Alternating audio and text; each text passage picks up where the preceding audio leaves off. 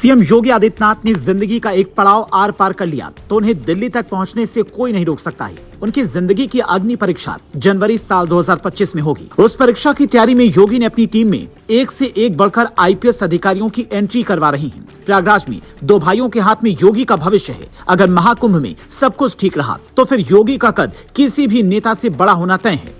40 से 45 करोड़ भक्त प्रयागराज आएंगे। जनगणना 2011 के मुताबिक प्रयागराज की आबादी 59 लाख है। प्रयागराज में जितने हिंदू गंगा में स्नान करने आएंगे वो पृथ्वी की कुल हिंदुओं की आबादी के 35% होगी, यानी करीब आधी दुनिया के हिंदू प्रयागराज में होंगे। ऐसे में योगी आदित्यनाथ की टीम में कौन कौन है ये जानना बेहद जरूरी है।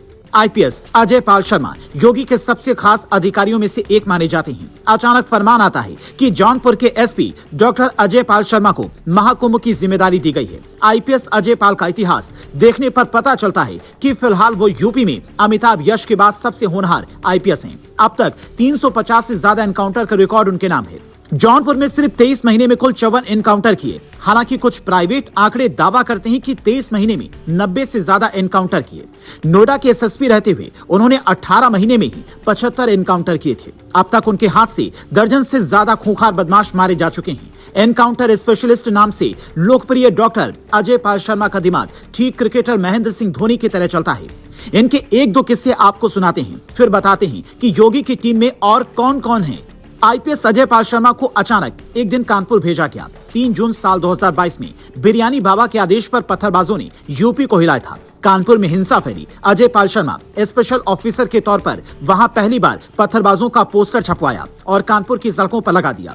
लखीमपुर खीरी में जब बीजेपी नेता की गाड़ी से किसान कुचले गए तो वहां मैनेज करने के लिए अचानक अजय पाल को भेजा गया। वहां पर अजय पाल शर्मा ने अपनी दिमाग से सब कुछ मैनेज किया। पीड़ित परिवारों को समझाया कि योगी सरकार आपके साथ है और उनका साथ दीजिए। जौनपुर पूर्वांचल का ऐसा जिला जहां अपराध चरम पर होता है। पंजाब के लुधियाना में जन्मे अजय पाल शर्मा को उनकी तेज तर्रार कार्यशैली और अपराधियों के खिलाफ बिना रुके अभियान चलाने के लिए सिंघम, दबंग और दी रियल कमांडर के नाम से जाना जाता है।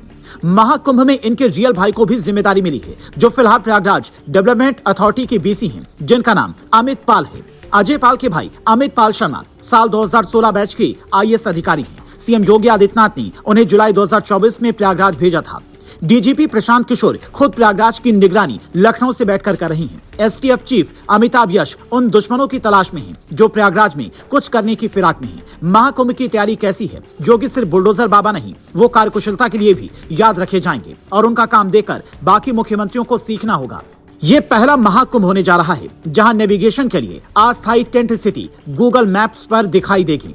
हाल ही में गूगल के प्रतिनिधियों और महाकुंभ मेला प्राधिकरण के बीच में इस तरह का एक समझौता हुआ है। इसके अलावा उत्तर प्रदेश जल निगम मेला क्षेत्र में पीने लायक पानी के लिए 1249 किलोमीटर लंबी लाइन बिछा रहा है। इसके अलावा 200 वाटर एटीएम और 85 वाटर पंप लगाए जाने हैं।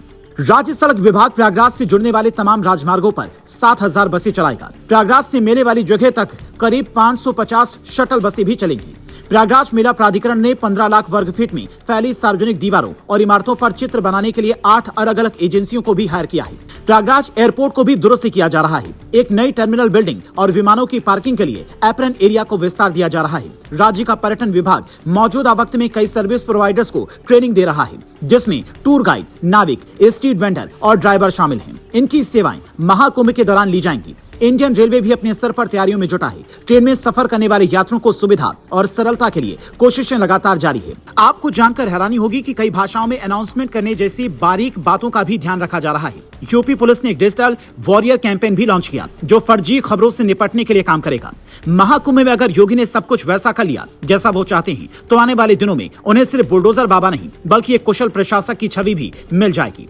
महाकुंभ योगी के लिए क्यों चुनौती है, ये बात समझने के लिए जरा अखिलेश यादव के कार्यकाल में हुए पिछले महाकुंभ की तस्वीर दिखाती हैं। आप हैरान होंगे, उस वक्त महाकुंभ की जिम्मेदारी आजम खां के पास थी। आजम खां के रहते महाकुंभ कैसा था, अब ये भी देखिए। 2013 के कुंभ मेला के दौरान 10 फरवरी दिन रविवार को मौनी अमावस्या का स्नान था।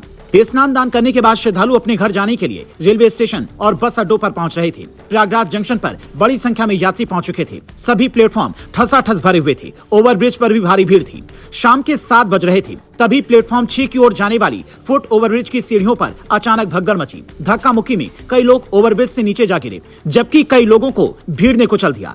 कुचलने और गिरने से 35 लोगों की मौत हो गई, जबकि दर्जनों लोग घायल हुए थे, जिनका अस्पताल में कई दिनों तक इलाज चला था।